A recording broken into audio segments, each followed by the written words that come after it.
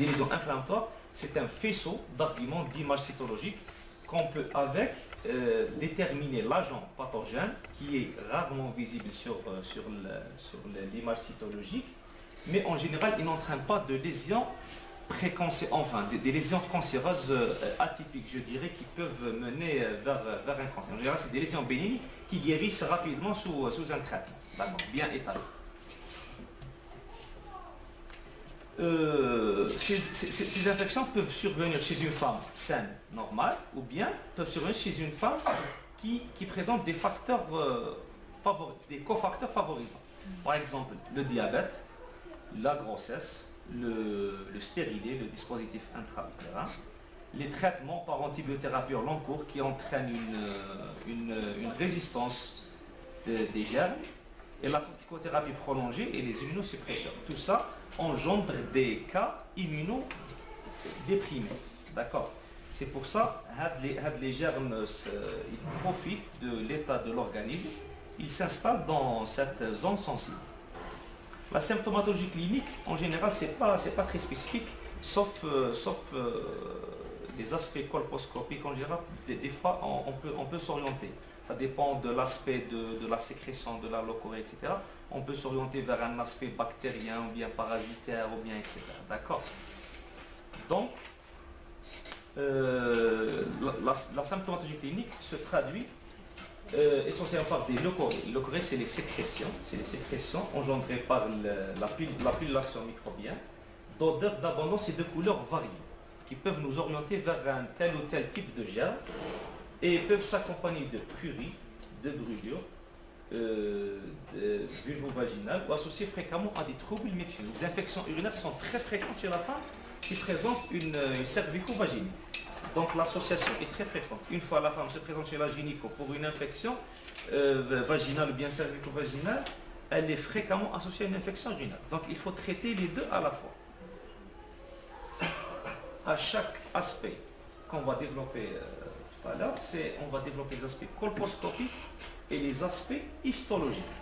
Donc l'aspect colposcopique qui est normalement, il sera mentionné sur la fiche de demande de l'FCD. Qu'est-ce qu'on a vu? Est-ce qu'il y avait des leucorrhées verdâtres, purulentes, etc., des aspects pultacés, etc. Donc voilà, ça c'est des images générales. Ça c'est l'aspect colposcopique d'un col inflammé, un col rouge, congestif, avec des œufs de Naboth. Les œufs de Naboth, ou on les appelle encore les kystes de Naboth. C'est des formations physiologiques qui se présentent sur le col en général. La zone de transition, les zones de transition, c'est comme c'est des kystes, bien c'est des kystes glandulaires, c'est les glandes endocervicales qui présentent une kystisation qui se manifeste par cet aspect au niveau du col, en périphérie, en jaune. Hein. Et puis il y a la lésion inflammatoire, le col normal n'est pas comme ça, l'image elle est anormale, le col il est inflammé dans ce cas. Et voilà une image. Et voilà une image, voilà très bien, c'est une congestion, on y arrive. Hein. Et voilà une image histologique. Ça c'est l'image histologique, ça c'est notre travail quotidien, on n'en a pas, c'est la coloration conventionnelle, hématéniosine HE. C'est ce qu'on voit quand un fragment de col utérin, ça c'est l'endocole, qui inflamme. Vous voyez l'épithélium de surface qui émet des prolongements dans le chorion en formant des glandes. Ça c'est la structure arborisée. C'est les glandes endocervicales.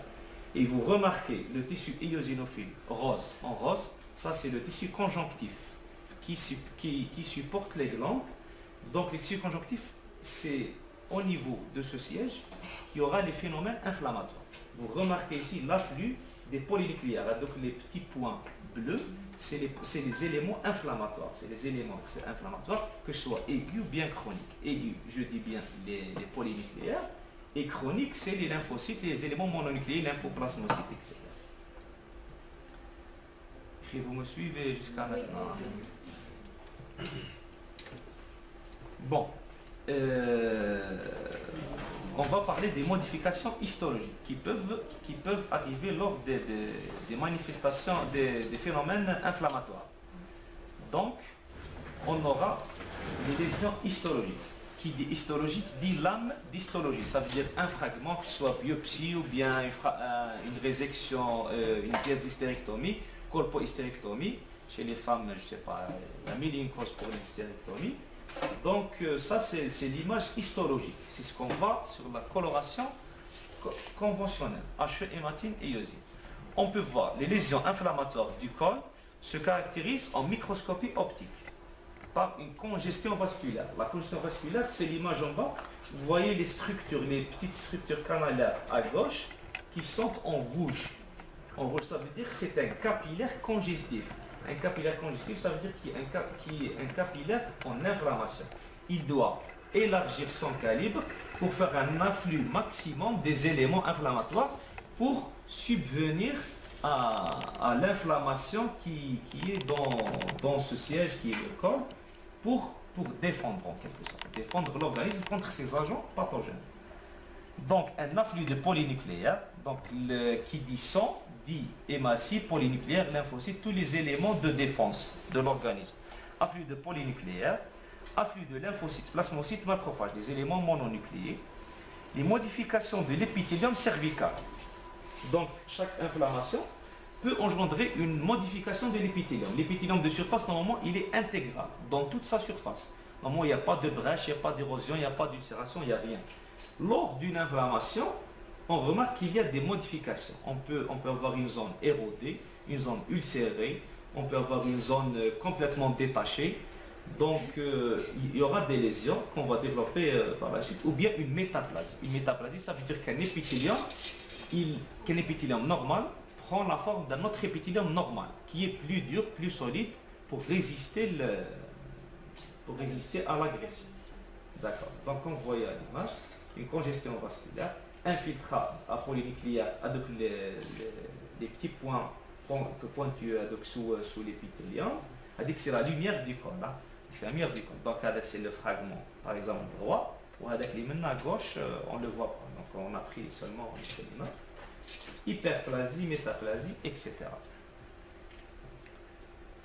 Donc, pour les modifications histologiques, on a deux types. On a l'hyperplasie des cellules basales et les phénomènes de réparation. L'hyperplasie des cellules basales, qu'est-ce qu'on a?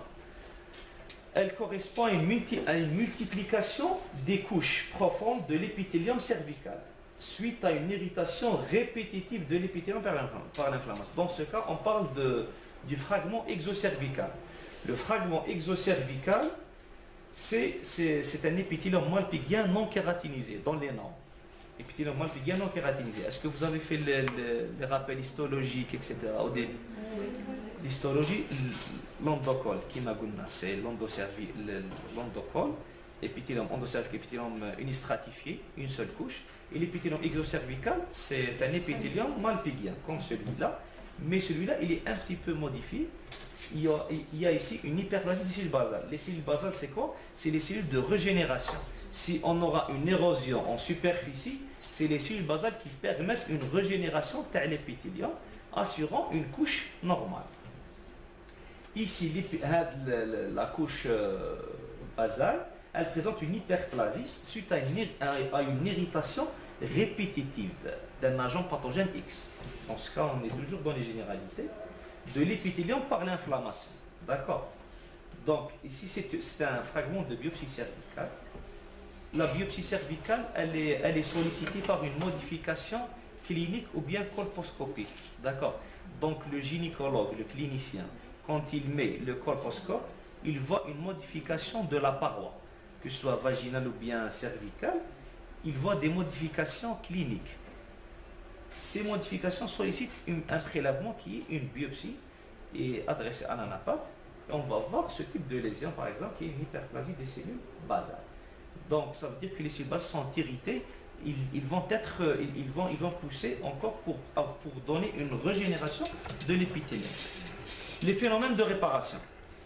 Le cas précédent, c'était dans le cas où il n'y avait pas d'érosion de l'épithélium. Les phénomènes de réparation, c'est la zone tissulaire détruite et comblée par des cellules de réserve. Les cellules de réserve, c'est les cellules basales de l'épithélium à partir de la berge de lésion. Par exemple, il y a une lésion qui est érodée, il y a l'épithélium adjacent à côté d'elle qui n'est pas érodé. Il y a des cellules basales, l'épithélium sain, les cellules basales, ils vont pousser pour couvrir la partie érodée du tissu lésé. Donc, cet épithélium, il est régénératif. Montre des noyaux hyperchromatiques. Un noyau hyperchromatique, ce n'est pas toujours synonyme de malignité. Le noyau hyperchromatique, c'est un noyau qui est très fonctionnel. Ça veut dire que la cellule, elle est en travail permanent. C'est pour ça qu'il y aura une augmentation du noyau. Augmenter de volume.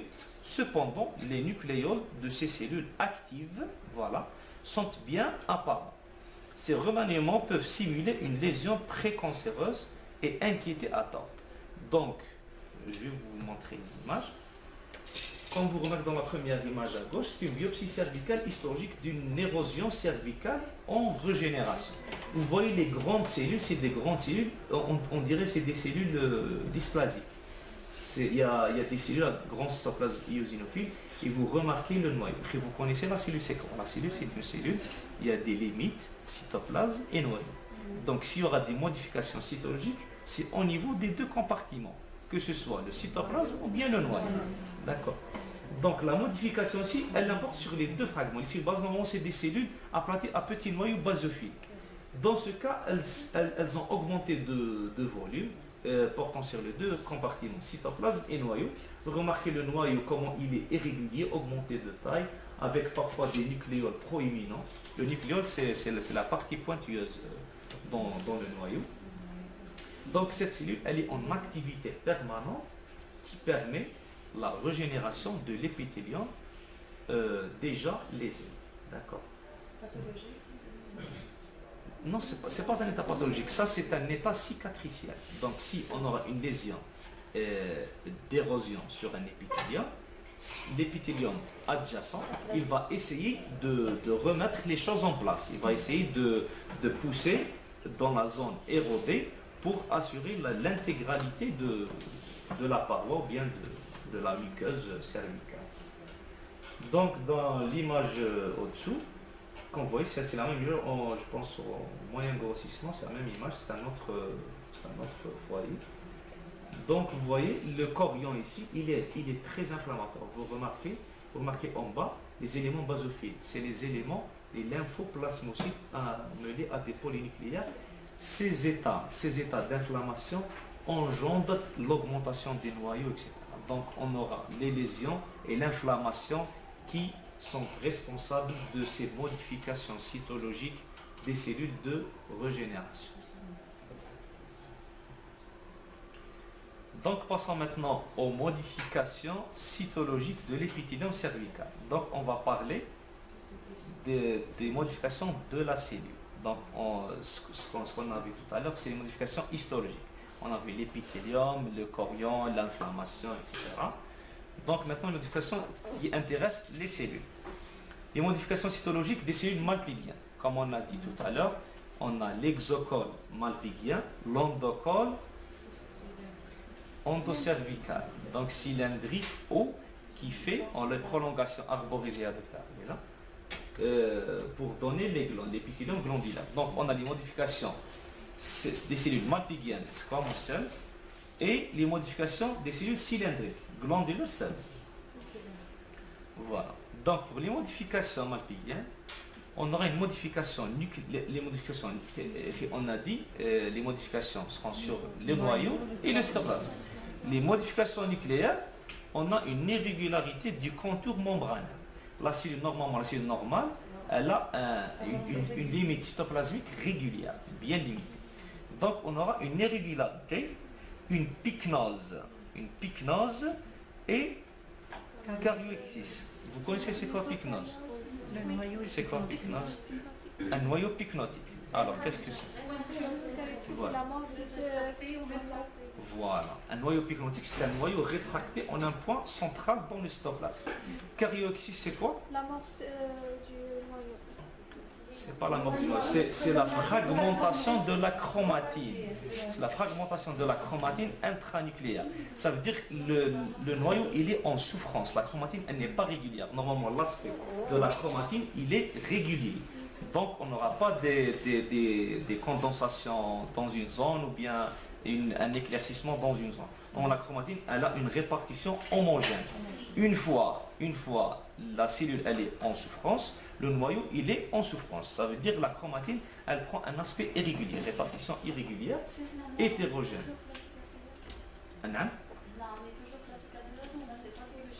Non, c'est les modifications cytologiques engendrées par les états inflammatoires. Bien sûr, c'est pathologique, bien sûr. Pathologique qui dit pathologique dit on est dans la pathologie du corps, on n'est pas dans le normal.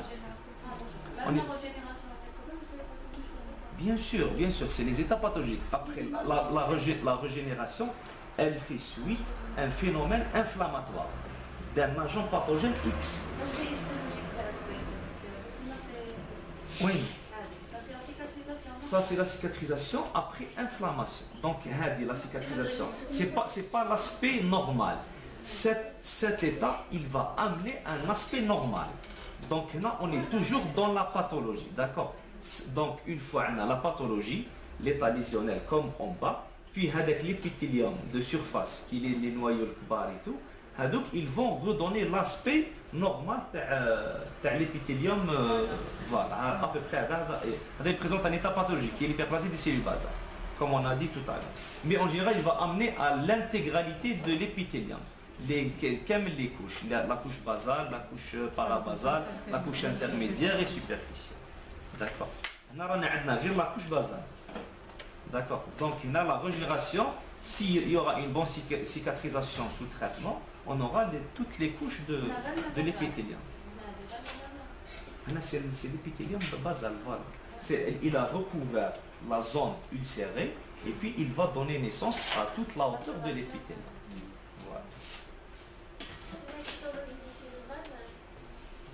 Voilà, la histologie des cellules basales. Non, les modifications histologiques peuvent intéresser toute l'épaisseur de l'épithélium. Donc on peut avoir des modifications des cellules basales, parabasales, intermédiaires ou bien superficielles. D'accord? Ça dépend de la localisation des lésions qu'on peut... Vous allez développer après avec Dr Bensassi les lésions malpighiennes. Donc les lésions, on pourra avoir des lésions dysplasiques sur toutes les couches des cellules. D'accord? Vous allez développer après. Mais on parle de façon générale. Oui. Les modifications cytologiques lors des inflammations qui peuvent intéresser tous les types cellulaires de toutes les couches. La régénération dénonce les cellules basales. Bien sûr, la régénération ne peut pas survenir de la couche superficielle. Donc c'est la basale qui donne naissance à toutes les couches. Donc les autres cellules, c'est une forme de différenciation de la cellule basale. La première cellule à gauche, c'est un noyau pycnotique. La deuxième cellule, c'est un noyau irrégulier. Les membranes, vous remarquez que le noyau, il a une membrane qui est un noyau chiffonnier en quelque sorte. La troisième image, c'est un noyau en caryoexis. Il commence à une fragmentation de la chromatine.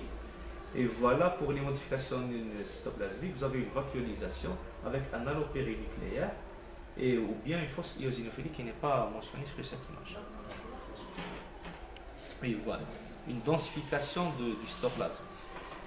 Les modifications cytologiques glandulaires qu'on va développer dans mon prochain cours, Inch'Allah, c'est les lésions glandulaires, les AGC, etc. Noyau pâle augmenté de volume. Cytoplasme abondant vacuolisé donnant un aspect de cellules globuleuses. Donc ça c'est une modification générale. Ça veut dire la cellule normalement elle est homogène, le noyau il est basophile, central, basal, la polarité elle est conservée, le cytoplasme il est assez abondant, sans vacuole, sans halo, etc. Donc on va entamer les infections bactériennes. Les infections bactériennes c'est une anomalie fréquente du col utérin et peuvent se rencontrer à tout âge.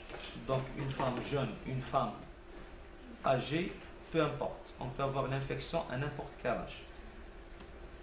Elles entraînent une modification de la flore bactérienne, saprophyte qui devient pathogène. Dans le vagin normal et dans le col, il y a une bactérie saprophyte qui vit le plus normal dans la cavité cervico-vaginale. Après une infection bactérienne, la bactérie saprophyte, elle devient pathogène. Donc ces lésions s'accompagnent de signes cliniques qu'on a dit déjà, c'est des leucorrhées, et d'altération histologique et cytologique, vue sur l'FCE. D'accord. Donc, les facteurs favorisants sont nombreux, comme on a dit tout à l'heure, c'est la grossesse, le diabète, le DU et le déficit immunitaire. Donc, tous ces facteurs peuvent favoriser la survenue d'une infection bactérienne. Donc, voilà les aspects généraux d'une infection bactérienne. Ça, c'est la première image à gauche, c'est l'aspect colposcopique. Donc, à la colposcopie, on voit les leucorrhées, des sécrétions qui sont jaunâtres, d'aspect purulent. Ça, c'est un aspect purulent. Qui dit bactérie, dit surinfection bactérienne, dit aspect purulent. Donc le pus, c'est un tissu inflammatoire, nécrose, altère. Donc, on voit, c'est un col rouge tubifié, leucorrhée abondante, purulente. Donc, pour la deuxième image, c'est ce que vous allez voir dans votre pratique. Voilà, c'est des cellules malpighiennes intermédiaires, superficielles et parabasales, anormales avec anisonucléose. Anisonucléose, ça veut dire une atypie nucléaire. Ça veut dire le noyau, il n'est pas dans son état normal. Comme vous voyez, le noyau, il est un petit peu basophile, augmenté de taille, chiffonné, ça veut dire qu'il est atypique. Donc, la bactérie qu'on va développer, quelle est la plus fréquente que vous allez rencontrer dans la pratique, c'est l'infection à Chlamydia trachomatis. C'est une bactérie intracellulaire obligatoire à transmission sexuelle, donc qu'on peut attraper, qu'une femme peut attraper dès le premier rapport, asymptomatique généralement, ou se manifestant par des symptômes non spécifiques. Symptômes spécifiques, qui disent non spécifiques, ça veut dire que c'est des leucorrhées, des pruries, des troubles mictionnels, etc. Les lésions intéressent particulièrement la zone de jonction squamo-cylindrique. Qui dit intéresse la jonction squamo-cylindrique, donc on peut avoir des lésions sur le fragment malpighien et sur le fragment endocervical. Donc, l'aspect cytologique, qu'est-ce qu'on peut avoir? Donc, lors des modifications, on peut avoir des cellules cylindriques et métaplasiques. Les cellules cylindriques, c'est les cellules glandulaires, et métaplasiques, c'est la cellule qui était glandulaire et elle est devenue malpighienne. Elle est en métaplasie malpighienne. Petite vacuole, le germe, il se manifeste. Le germe, il se manifeste comment? En microscopie optique, en cytologie. C'est des petites vacuoles cytoplasmiques à contour net, contenant une inclusion éosinophile. C'est une condensation des particules de chlamydia. Aspect mité du cytoplasme. Aspect mité, ça veut dire un aspect assez creusé, assez cribriforme. Vous allez voir les images tout de suite. Et on aura un infiltrat apolynucléaire, ce qui est commun à toutes les infections bactériennes. Et on aura une augmentation du volume du noyau. Multinucléation, basophilie et gros nucléoles peuvent simuler une lésion dysplasique ou néoplasique. Donc on va rattraper. Qu'est-ce qu'on aura? On aura des cellules cylindriques métaplasiques. Donc il y aura une vacuolisation ou bien un élargissement du cytoplasme. Des vacuoles intracytoplasmiques, comme vous voyez ici. Donc, vous remarquez l'amas de cellules glandulaires dans l'image en haut qui me lie à des cellules de malpighienne. Donc on est dans la zone de jonction. Donc vous voyez le cytoplasme des deux cellules en haut à droite. Vous voyez le cytoplasme d'une des cellules comporte une vacuole intracytoplasmique avec condensation éosinophile dans la vacuolisation. D'accord. Ça correspond à l'inclusion de Chlamydia trachomatis dans le cytoplasme des cellules glandulaires. Cellules cylindriques normales. Voilà. Donc, هذه une cellule cylindrique, وهذه une cellule cylindrique. هذو elles sont juxtaposées. C'est pour ça يبان لكم مش لاصقين في بعضها. هذه c'est une cellule, هذه. Donc chaque noyau désigne une cellule. ماشي une cellule فيها deux noyaux. D'accord. ماشي كيكونوا كاع une cellule.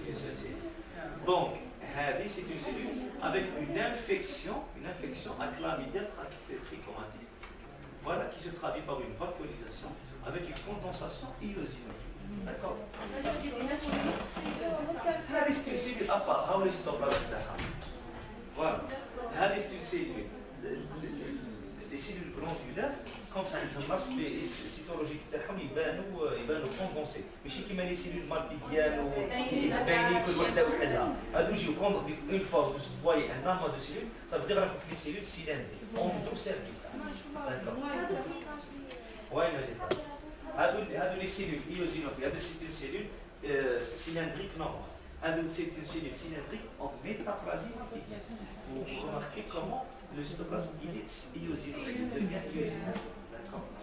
L'infection à Trichomonas vaginalis est très fréquente aussi. Ce protozoaire est à transmission sexuelle. Il existe certains facteurs favorisants, tels que la grossesse ainsi que le pH vaginal acide, mais la physiopathe n'est pas encore développée. Hein. Donc le rôle de ce dernier reste encore indéterminé. Le pH. Donc les signes cliniques sont représentés par des leucorrhées abondantes, jaunâtres, mousseuses, fétides.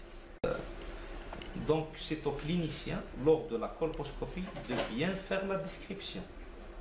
Comme ça, on aura une idée là où on est. Hein. Donc, on peut avoir aussi des brûlures. Donc, signes généraux, des brûlures, de furie, les dyspareunies. Les dyspareunies, c'est quoi?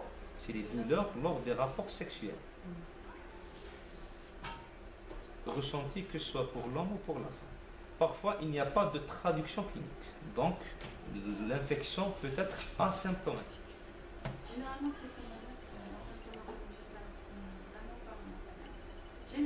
Généralement, qui fait quoi? évident. Très bien. Parfois, elle peut être asymptomatique. Voilà un aspect colposcopique d'un col rouge tuméfié avec des sécrétions jaunâtres mousseuses. Mousseux, ça veut dire que c'est assez visqueux. Visqueux, c'est pas... Voilà. On a vu l'aspect colposcopique, l'aspect cytologique. Qu'est-ce qu'on peut avoir? On peut avoir une pseudo-éosinophilie évocatrice. Les changements cytologiques généraux, on peut avoir une pseudo-éosinophilie. Donc une éosinophilie exagérée des cellules malpighiennes superficielles peut orienter vers une origine infectieuse parasitaire type Trichomonas. D'accord. On peut avoir aussi un alloclaire périnucléaire qui n'est pas spécifique. Un fond de polynucléaire histiocyte. Donc, pour cette infection parasitaire, ici rajoute les histiocytes. Les histiocytes, c'est les macrophages activés. D'accord. Donc, je ne sais pas si je vais avoir l'image d'histiocyte. Je pense que c'est celui-là. Il y a la cellule c'est un histiocyte, donc c'est un macrophage. C'est des polynucléaires, on est d'accord. Yeah. Donc là, vous voyez le cytoplasme, comment il est vacuolisé avec un halo périnucléaire, etc. D'accord. Avec mélange de cellules parabasales, etc. Une modification nucléaire. Mais une fois, je répète, une fois vous voyez l'inflammation comme ça, importante sur un frottis, il faut bien décrire les lésions, mais il faut toujours mentionner qu'il faut traiter et réévaluer après traitement. D'accord.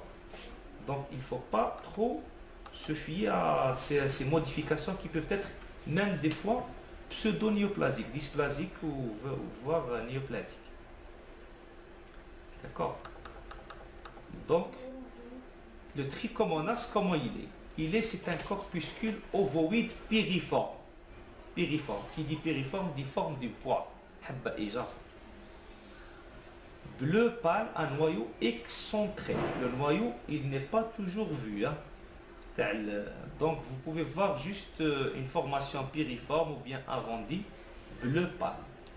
Bleu pâle en forme de pois. Donc comme vous voyez ici.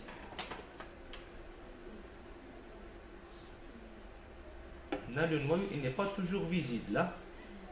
Là, vous voyez que les formations de Trichomonas sont mêlées aux cellules malpighiennes avec une hyper-éosinophilie des cellules malpighiennes qui oriente. Donc, une fois on remarque une hyper-éosinophilie à la coloration, Donc, on peut suspecter avec l'infiltrat inflammatoire polynucléaire, on peut s'orienter, on dit hop hop, ça peut faire un trichomonas vaginalis. Vous tombez probablement sur ces structures. D'accord. Donc là, vous pouvez poser le diagnostic d'une infection parasitaire à trichomonas vaginalis.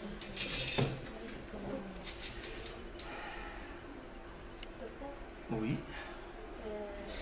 Dans ce cas-là, tu dis qu'on traite plutôt les oui, si vous avez de la chance à trouver l'agent pathogène qui est le trichomonas, donc là on est d'accord, on peut avoir une thérapie bien ciblée du germe. Sinon, il faut traiter d'une façon générale. Il faut avoir un antifongique, un antiparasitaire et un antibiotique à large spectre.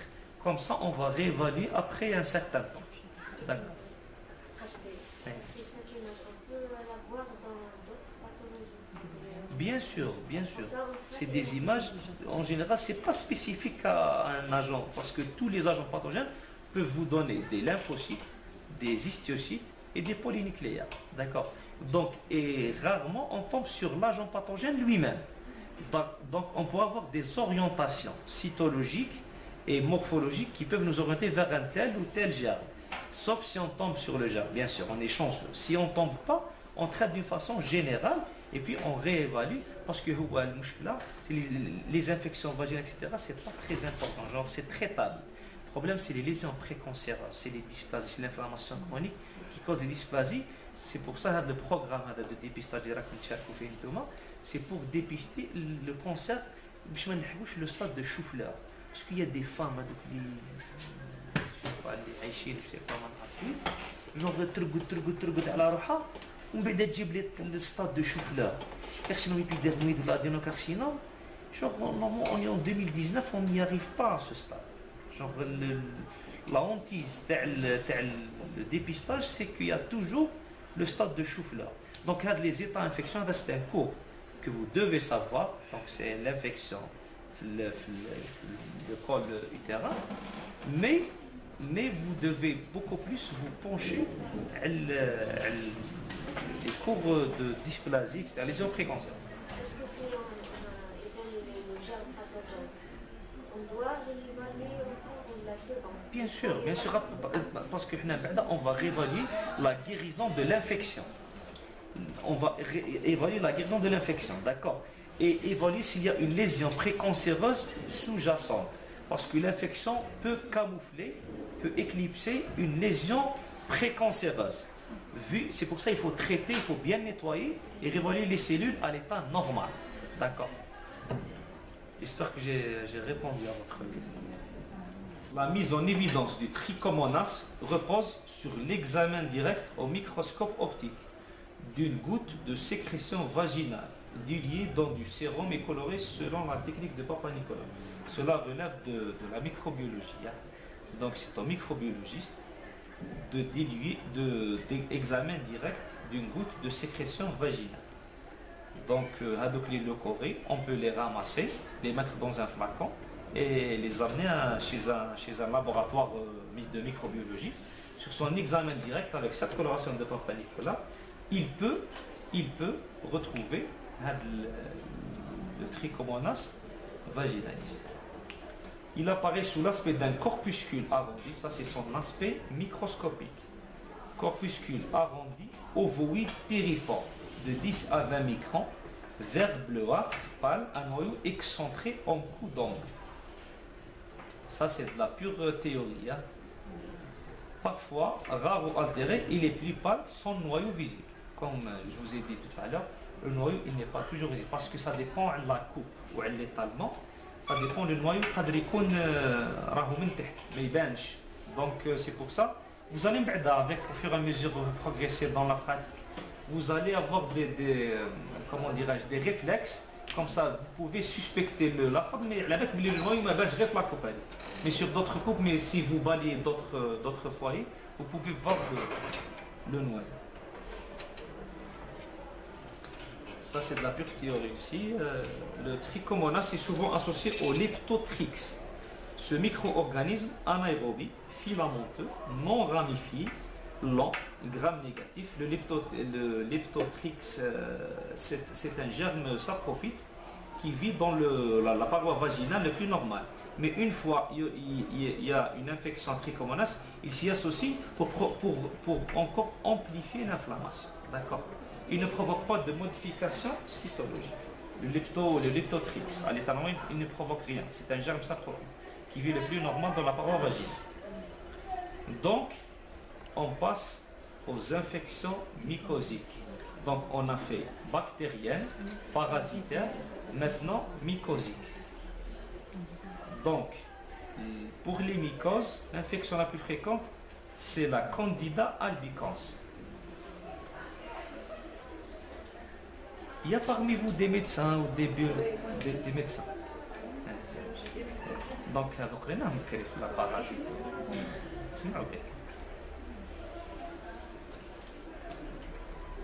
L'infection à Candida est la plus fréquente des infections mycosiques.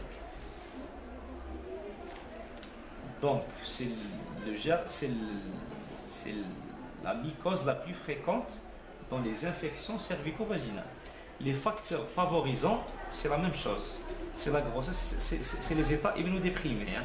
La grossesse, le diabète, le traitement aux antibiotiques au long cours, les corticoïdes au long cours et les immunomodulateurs ou suppresseurs. Les signes cliniques sont empreints. C'est un livre duquel on a emprunté des photos du programme.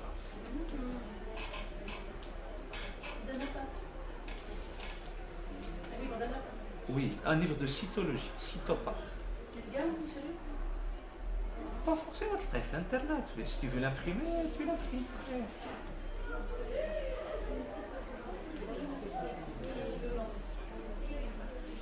Les leucorrhées d'aspect ont un aspect particulier. Hein. On a l'aspect l'aspect colposcopique, il est un petit peu particulier. Ça rappelle les angines, si un peu parmi vous des médecins, les angines érythématopultacées. Comme cette image. Voilà. Ça, c'est l'aspect colposcopique. Il n'y a pas un écoulement vrai, mais il y a un aspect pseudomembrane. C'est des membranes blanchâtres qui se collent à la paroi du col. Voilà. Donnant de l'aspect mycosique. Voilà un col érythémateux, congestif, inflammé, etc. Leucorrhée blanchâtre plus ou moins visqueuse, adhérente, donnant de l'aspect pseudo-membrane. Le prurit intense avec des dyspareunies, ça c'est classique. Pour les aspects cytologiques, on aura des cellules superficielles intermédiaires associées à un agglutinat dense de cellules inflammatoires. On aura une hyperéosinophilie, donc une fois, on aura des vacuolisations du cytoplasme, un halo clair périnucléaire, une hyperéosinophilie, des fossales de polynucléaires, des lymphocytes, des macrophages, donc on est certain que nous sommes dans une infection cervico-vaginale. D'accord. Il reste à typer. Est-ce qu'on est dans une infection bactérienne, parasitaire, mycosique, etc. Donc les aspects généraux sont communs. Et puis on s'amuse à chercher l'agent pathogène. Si on le retrouve, si on ne le retrouve pas, on traite d'une façon à large spectre et on réévalue. D'accord. Voilà, si on trouve le germe, hein, on peut spécifier. Si on ne trouve pas une cervicite, voilà, une cervicite non spécifique, à réévaluer après traitement. D'accord. Donc, on aura les aspects alloclaires périnucléaires, fond inflammatoire polynucléaire altéré, etc. Une légère anisonucléose pouvant inquiéter, peut-être retrouvée. Donc, vu l'inflammation importante, on pourra avoir des signes de souffrance cellulaire, cytoplasmique et nucléaire, qui peuvent inquiéter à temps.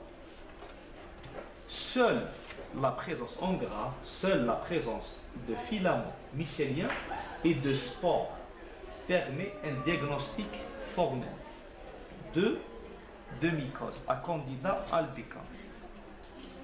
Donc, quand vous voyez ici, ça c'est un aspect de frottis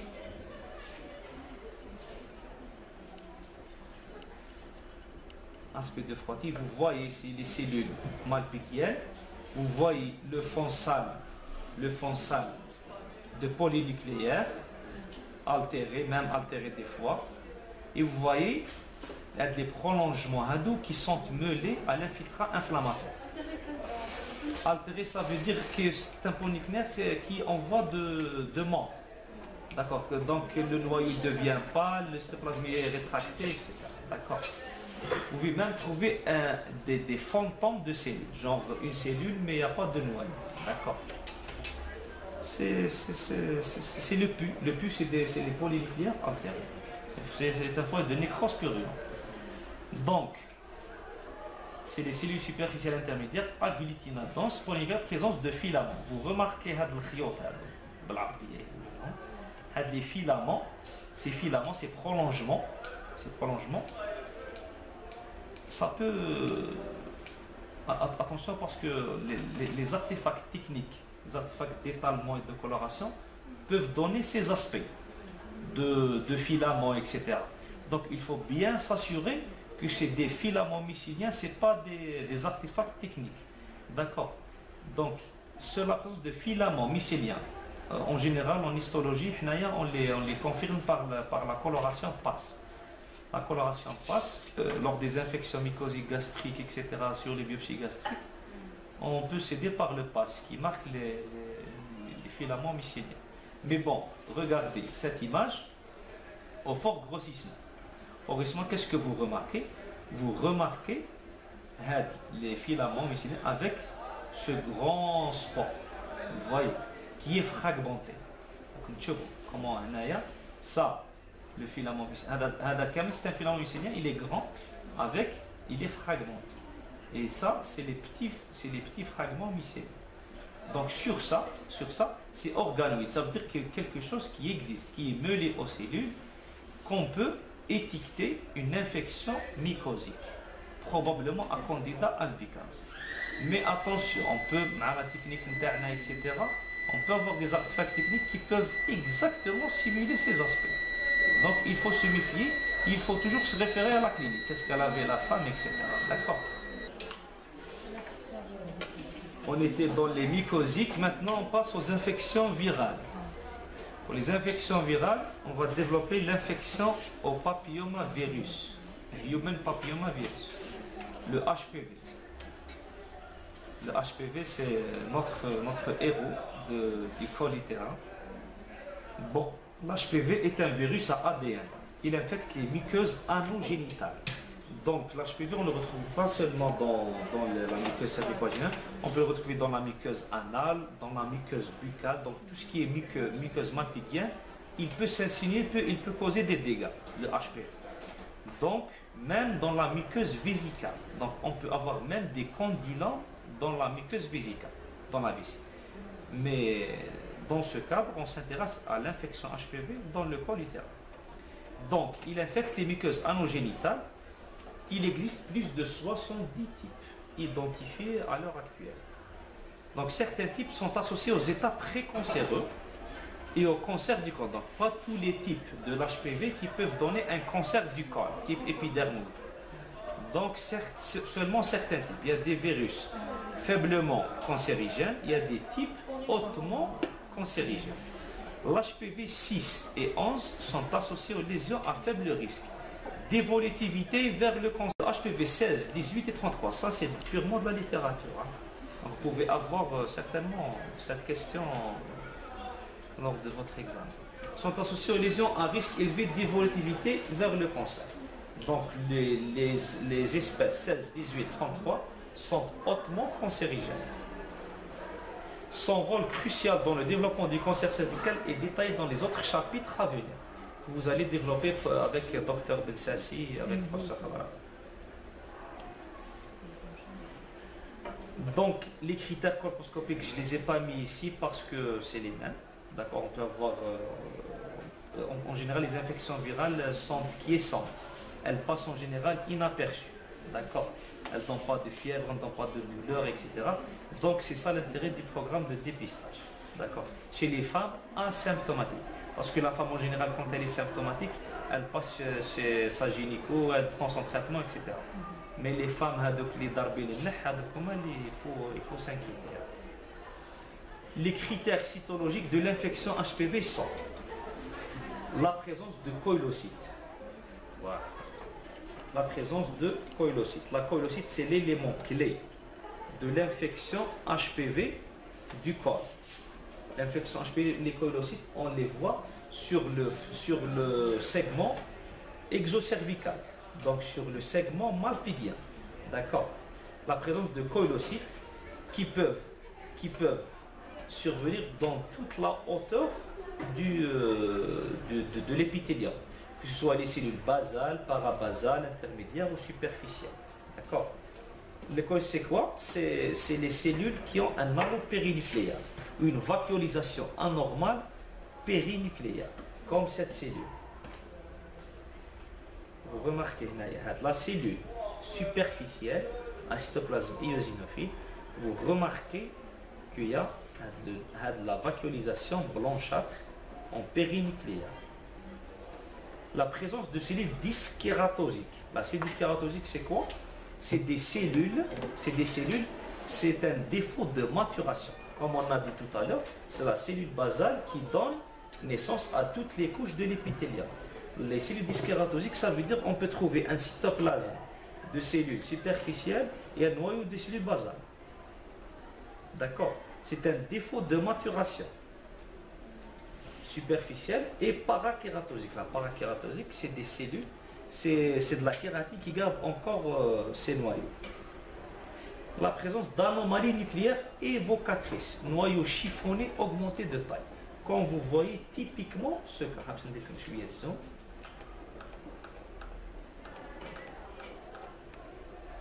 Regardez cette cellule. Ça, c'est un coïlocyte typique. C'est superficiel avec un halo. Regardez comment le cytoplasme il comporte deux contrastes. Un contraste eosinophile et un contraste basophile en périphérie. Ça, c'est le synonyme de la dyskératose. Et avec l'halo périnucléaire, et avec le noyau chiffonné. Normalement, comme vous avez dit, comme a dit votre collègue tout à l'heure, le noyau de la cellule superficielle, normalement, il est pycnotique, il est de petite taille parce que c'est une cellule desquamative qui va mourir, elle va donner de la kératine. Donc, le noyau, il est grand par rapport à la cellule. C'est pas normal qu'un noyau d'assez grande taille se retrouve dans une cellule superficielle. Donc, vous remarquez ça, c'est un coïlocyte typique. Une fois vous retrouvez cet aspect de coïlocyte sur un frottis, donc vous êtes probablement sur une infection HPV. D'accord? Donc ça c'est typiquement l'infection par l'HPV. Vous pouvez remarquer d'autres cellules ici, comme celle-là, mais ne sont pas très prononcées comme celle-là. Ça, c'est très joli. Hein? C'est une image très illustrative. Infection au CMV, cytomégalovirus. Le cytomégalovirus est un virus herpétique, famille des herpès. Il est transmis par voie placentaire ou acquis dans les premières années de la vie. D'accord? Donc, ce n'est pas un virus à transmission sexuelle. Les facteurs favorisants sont l'immunodépression. La grossesse, il est souvent asymptomatique, mais il peut donner des états très graves, hein. Syndrome pseudotumoral, polyadénopathie, etc. Donc le CMV, c'est un virus très agressif, surtout pour les sujets immunodépressifs. Pour les sujets immunocompétents, en général, il passe inaperçu. Il est là, il est quiescent, il ne fait rien. Mais une fois il détecte un abaissement de l'immunité de l'organisme, il surgit.